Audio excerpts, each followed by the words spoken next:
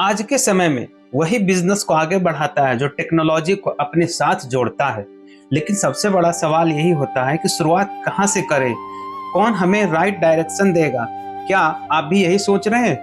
तो ये live session बिल्कुल आपके लिए है, जहाँ पे आप जानेंगे वेबसाइट बिजनेस कैसे आगे बढ़ाती है, डिजिटल मार्केटिंग की सही शुरुआत कहाँ से करें, कौन सी टेक्नोलॉजी आपके बिजनेस के लिए क्यों कैसे जरूरी है, और ऑनलाइन ग्रोथ की प्रैक्टिकल रणनीति क्या होगी, क्या स्ट्रेटेजी होगी। यह कोई थ्योरी नहीं बल्कि ऐसा गाइडलाइन होगा जो आप अपने बिजनेस में तुरंत लागू कर सकते हैं, इस्तेमाल कर सकते हैं। अगर आपके भी मन में कोई सवाल है तो अभी नीचे दिए गए लिंक पे जाकर के अपना प्रश्न हमें सबमिट करें, हमें शेयर करें। आपके प्रश्न हमारे लाइव सेशन में प्रसारित की जाएगी, जहां पे आपको इसे जानने का मौका मिलेगा और अपने बिजनेस में आप इम्प्लीमेंट भी कर सकेंगे। धन्यवाद।